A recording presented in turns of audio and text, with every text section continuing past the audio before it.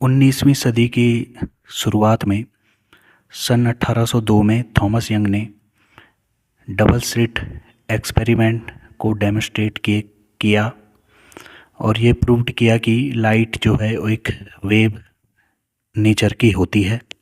इससे पहले 1665 में फ्रांसिस्को ग्रिमाल्डी ने डिफ्रैक्शन फिनोमिना को डिस्कवर किया था।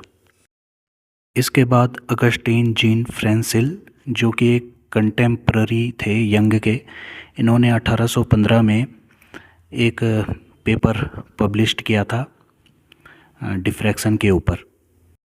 इसके बाद 1919 में फ्रेंच एकेडमी ऑफ साइंस ने एक इवेंट ऑर्गेनाइज किया था जिसमें पोजा इफ़ेक्ट ऑफ लाइट के बारे में बताया गया था। एलेजेंड्रो वोल्टा के बाद लंदन में एक हम्फ्री डेवी नाम के एक साइंटिस्ट थे। इन्होंने 1808 में एक बहुत बड़ी बैटरी बनाई थी लगभग 800 वोल्टेक पाइल सेल्स के साथ।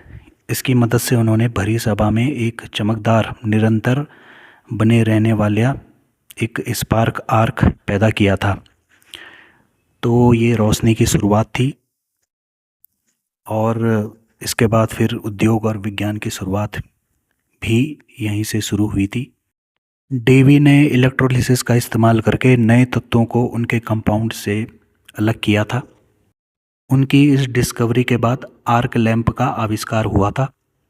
उससे पहले लोग जो थे वो तेल और कोल गैस का उपयोग रोशनी पैदा करने के लिए किया करते थे। गैस जो होती थी वो लंदन में जो है वो पाइपलाइनों के माध्यम से घरों घरों में भेजी जाती थी। इसके बाद 1820 में हैंस क्रिस्टियान ऑस्टेड ने जब तार में विद्युत धारा प्रवाहित की तो उन्होंने देखा कि पास रखी हुई कंपास की सुई विक्षेपित हो जाती है। इस तरह उन्होंने खोजा कि विद्युत धारा चुंबकीय क्षेत्र पैदा करती है, यानी कि तार में विद्युत प्रवाह होने पर उसके चारों ओर एक चुंबकीय क्षेत्र पैदा हो जाता है। इससे विद्युत और चुंबकत्व के बीच संबंध का पता चला। इसके अलावा उनके और जो कार्य थे उसमें एक था कि 1825 में पहली बार धातु के रूप में उन्होंने एल्यूमिनियम को अलग किया था और काली मिर्च में पाए जाने वाले पाइपरिन की उन्होंने खोज की थी। चुंबकीय क्षेत्र की तीव्रता की सीजीएस इकाई को उनके नाम पे ऑस्टेड कहा जाता है। 1820 में ही स्वाइगनर नाम के वैज्ञानिक ने गैल्वेनोमीटर की खोज की थी, जो विद्युत धारा की उपस्थिति बताता था, साथ ही साथ विद्युत धारा की दिशा को भी ये बताता था। इसके बाद 1820 में ही एक वैज्ञानिक हुए आंद्रे मैरी एम्पियर। इन्होंने दिखाया कि तार को स्प्रिंग की तरह लपेटने से चुंबकीय क्षेत्र और मजबूत होता है। सोलेनॉइड का मतलब जब हम किसी धातु की तार को स्प्रिंग की तरह गोल गोल घुमा के हम बनाते हैं तो इसको हम सोलेनॉइड कहते हैं। ये शब्द भी इन्होंने ही गढ़ा था। विद्युत धारा का मात्रक एम्पियर भी इन्हीं के नाम पे रखा गया है। 1820 में ही विद्युत के क्षेत्र में एक बहुत ही महत्वपूर्ण खोज जो थी वो एक और वैज्ञानिक ने की थी। ये वैज्ञानिक लंदन में हम्फ्री डेवी के स्टूडेंट थे। इनका नाम था माइकल फैराडे। ये एक रसायनज्ञ थे और रसायन विज्ञान के अध्ययन के साथ साथ ये विद्युत और चुंबकत्व पर भी अध्ययन कर रहे थे। इन्होंने 1820 में एक उपकरण बनाया था। इनका जो उपकरण था वो विद्युत धारा को निरंतर गति में परिवर्तित करने वाला पहला उपकरण था, क्योंकि ऑस्टेड पहले ही बता चुके थे कि बिजली के तार में विद्युत धारा बहाने से ये कंपास की सुई को हिला सकता है। तो फैराडे ने भी एक उपकरण बनाया कि जिसमें एक बिजली वाला तार चुंबक के चारों ओर लगातार घूमता था। ये दुनिया की सबसे पहली इलेक्ट्रिक मोटर का शुरुआती रूप था। तो ये उपकरण क्या था इसको समझते हैं। उन्होंने एक गिलास के बर्तन में मरकरी को रखा पिघली हुई अवस्था में। उसके बाद बर्तन के बीच में एक छड़ चुंबक सीधा खड़ा कर दिया, ऊपर से एक तांबे का तार लटकाया इसका निचला सिरा था वो मरकरी में डूबा हुआ था चुंबक से कुछ दूरी पे। तार और मरकरी को बैटरी से जोड़कर जब उन्होंने विद्युत प्रवाहित की तो तार जो था ये चुंबक के चारों ओर घूमने लगा। इसे विद्युत चुंबकीय घूर्णन कहते हैं। क्योंकि मरकरी कमरे के तापमान पे तरल धातु होती है और बिजली की बहुत अच्छी सुचालक होती है, इसलिए तार आसानी से मरकरी में घूम सकता था। करंट बैटरी के एक सिरे से दूसरे सिरे तक इसमें मरकरी से होते हुए चले जाता था। पहली बार विद्युत और गति के बीच में संबंध स्थापित हुआ था, यानी कि विद्युत की मदद से जो है वो किसी चीज़ में गति कराई गई थी। इस तरह विद्युत ऊर्जा का उपयोग पहली बार यांत्रिक कार्य और गति को पैदा करने में किया गया था। मूल रूप से ये अब तक का सबसे पहला विद्युत मोटर था। अब अक्सर फैराडे और एम्पियर के काम हैं वो एक जैसे लगते हैं, लेकिन दोनों ने अलग अलग काम किया था। एम्पियर ने तो ये बताया था कि जब सोलेनाइड में स्थिर विद्युत धारा प्रवाहित की जाती है तो वो एक बार चुंबक बन जाता है। इसका एक सिरा यानी एक तरफ ये उत्तरी ध्रुव बन जाता है और दूसरी तरफ ये दक्षिणी ध्रुव बन जाता है, और फिर ये आकर्षण और प्रतिकर्षण करते हैं दूसरी सोलेनॉइड के साथ।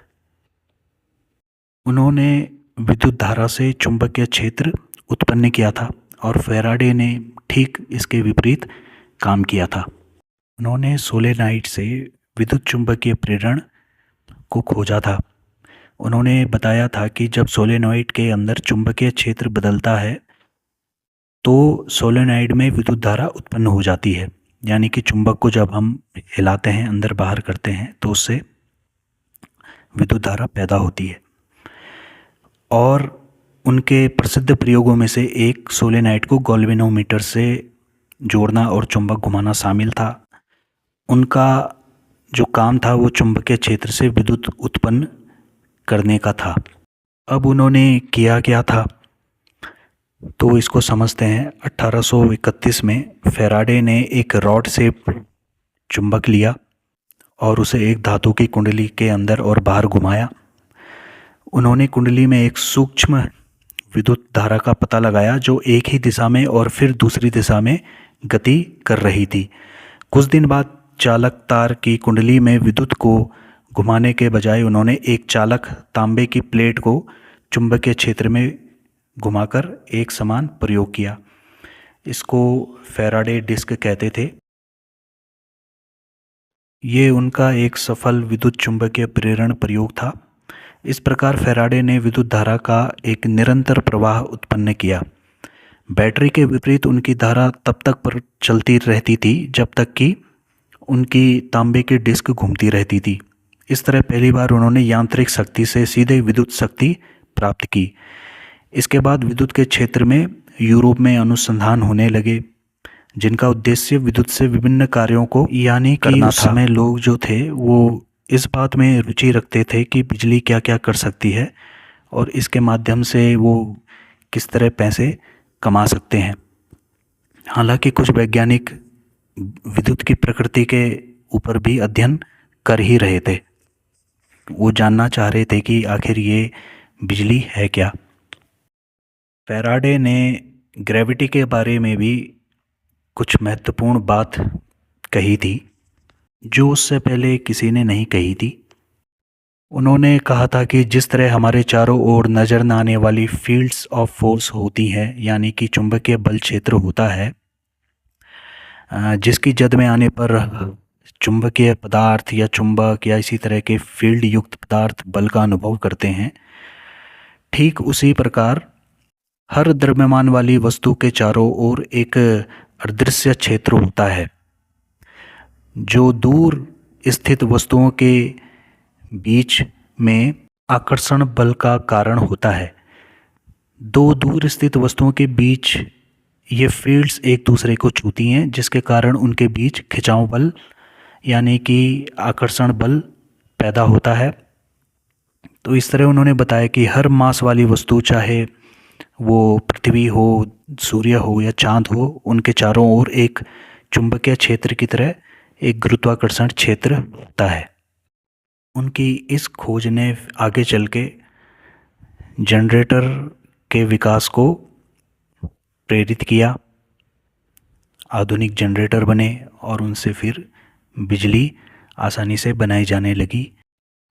केमिकल रिएक्शन की तुलना में बिजली को आसानी से और बहुत अधिक परिमाण में बनाया जा सका। कक्षा 10वीं की विज्ञान पुस्तक के इस चित्र को देखिए। जब आर्मेचर कुंडली घूमती है तो चुंबक रेखाएं कटती हैं, इसीलिए यह विद्युत धारा उत्पन्न होती है। 1824 में ब्रिटिश इंजीनियर व साइंटिस्ट विलियम स्टर्जन ने पहला कृत्रिम चुंबक बनाया। तो ये उन्होंने कैसे बनाया था?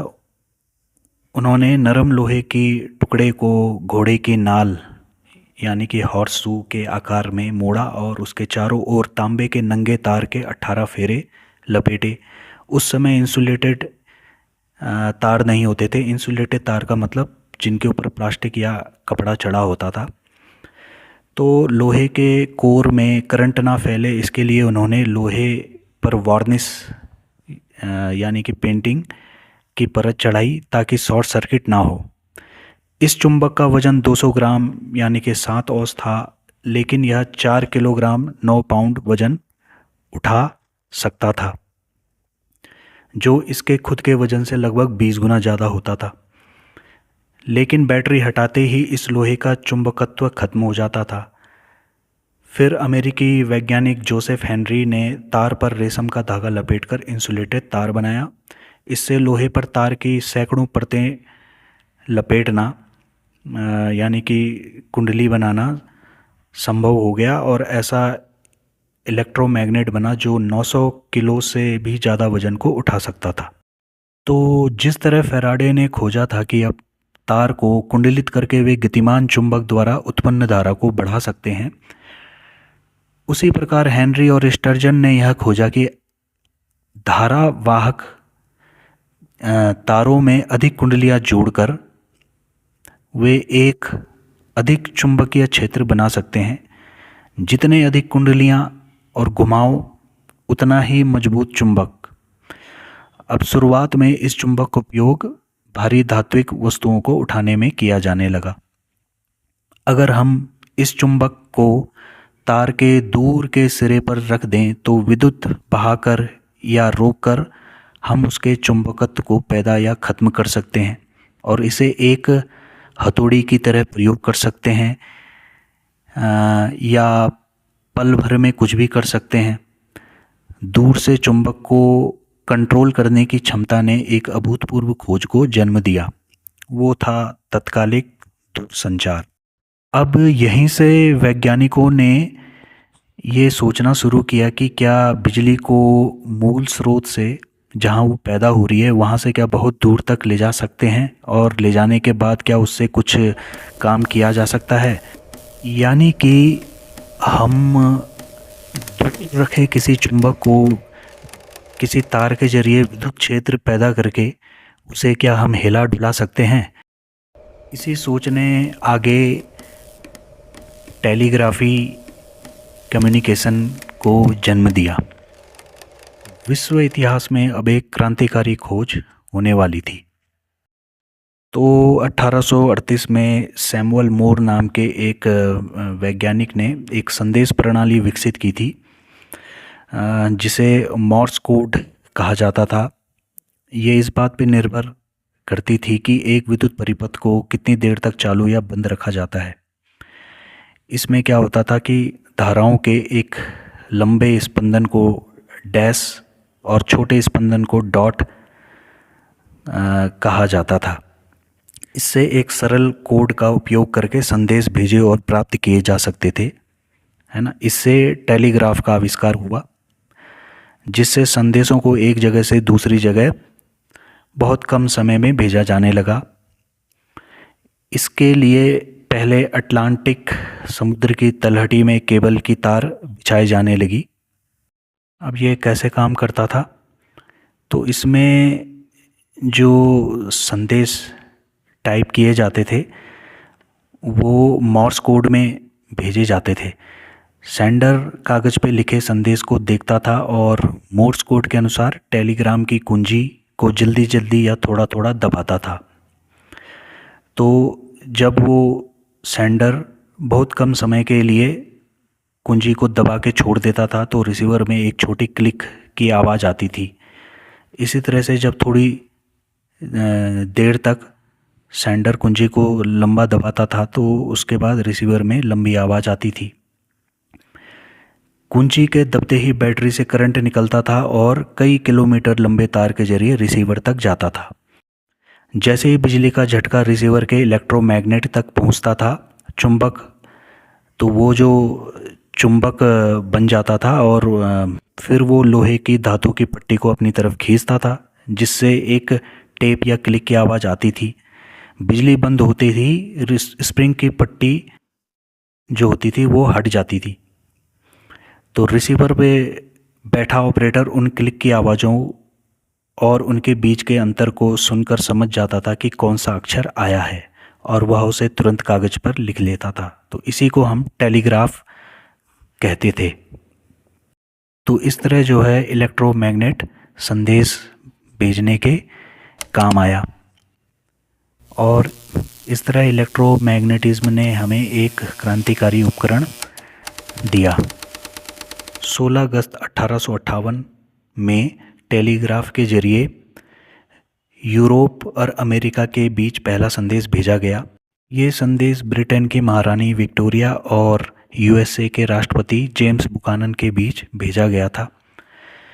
लेकिन इसमें कुछ समस्याएं भी थी, जैसे संदेशों को भेजने में अधिक समय लगता था। विक्टोरिया द्वारा राष्ट्रपति बुकानन को भेजे 98 शब्दों के बधाई संदेश को भेजने में 16 घंटे लगे थे। कभी कभी संदेश स्पष्ट नहीं होते थे, इन्हें समझना मुश्किल होता था।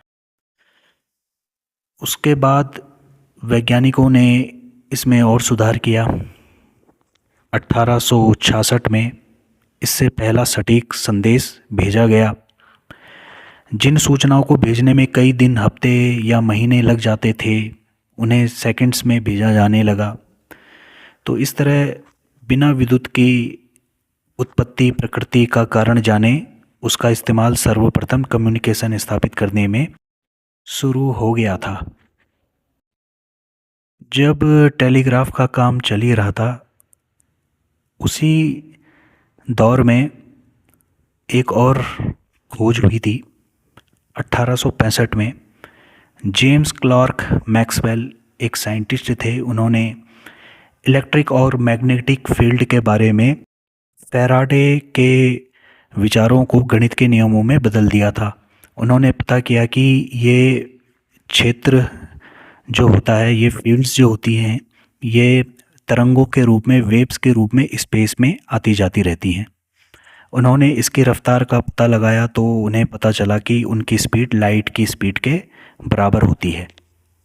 टेली कम्युनिकेशन के बाद विद्युत का उपयोग जो है वो रोशनी पैदा करने के लिए किया गया था और ये कैसे हुआ इसको हम समझेंगे अगले वीडियो में।